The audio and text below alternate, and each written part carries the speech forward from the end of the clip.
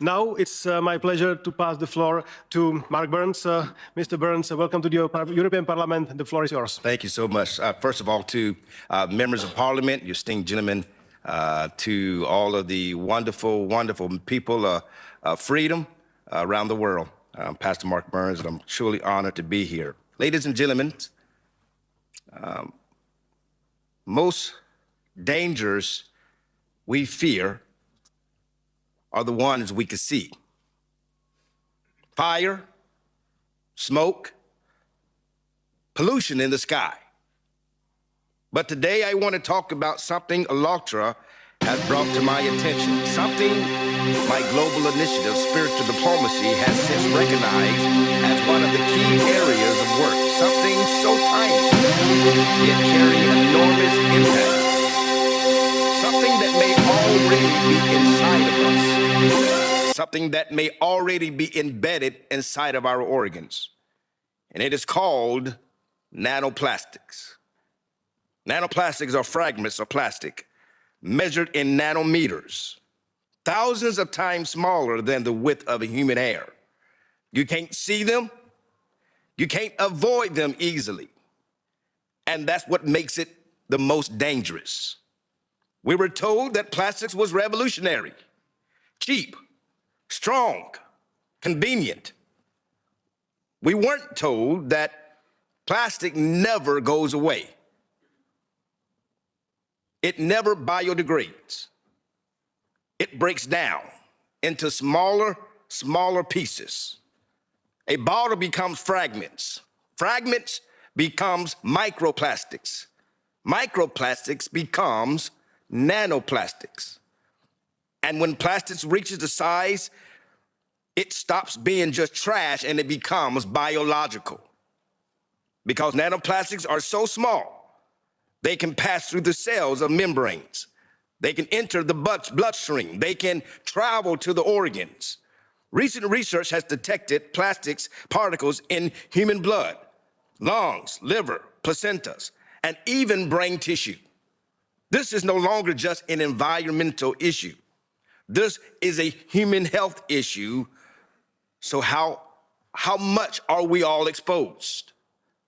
How dangerous are we all really? We breathe them. We drink them. We eat them. Nanoplastics have been found in bottled water, tap water, seafood, salt, fruits, vegetables, and even inside our very homes, the very air we breathe. Every time plastic is heated, washed, or worn down by sunlight, it sheds microscopic particles. Synthetic clothing releases them when it's washed. Tires release them on the roads. Food containers release them when heated. Exposure is not occasionally, it is daily. Now here is the difficult truth. Science is still catching up. Nanoplastics are extremely hard to measure, but early studies are deeply concerning. They show nanoplastics can trigger inflammation. It can damage cells, disrupt hormone systems, interfere with organ functions. They may also disturb the gut microbiome, the systems that regulate the immunity, the digestive systems, and even mental health. There's another layer of concern. Nanoplastics act like carriers.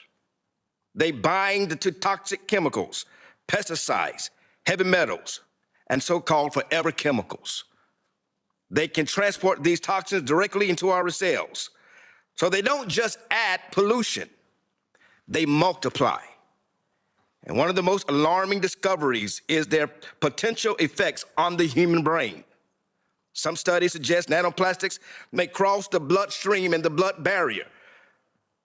The barrier exists to protect our most vital organs, to protect particles. Can these particles, if they penetrate, we're entering a completely new territory. Even more concerning, plastics particles have been found across the placenta, which means exposure begins before birth. For the first time in human history, we may be passing a synthetic pollutant to the next generation before they even take their first breath. Nanoplastics don't stop with us. They move through our ecosystem. Fish indigest the plankton. Birds indigest fish. And eventually we indigest them too. They alter our soil health. They interfere with the plant growth. They disrupt microbiological systems that agriculture depends on. This is a planetary 911. And I believe that even now, moreover, because of their small size, most everyday defenses were never built for them. Standard household filters are not designed to regularly and reliably capture particles at the nanoscale. Standard air purifiers are not designed to reliably remove them from either our air or our existence. Once these particles enter tissue, living tissue, the problem becomes even harder. You cannot simply clean nanoplastics out of the body cell. You cannot easily reverse what has already crossed biological boundaries. And even the solution, we often rely on plastic waste to not solve this part of the problem. Recycle may reduce visible waste, but it does not remove the plastic that has already begun to fragment, disperse, and enter the air. Which means this: even if plastic production slows down tomorrow, it would not undo the exposure that has already begun. This is not a problem we simply switch off or turn off. And when exposure continues, while understanding is still developing, the risks do not remain theoretical.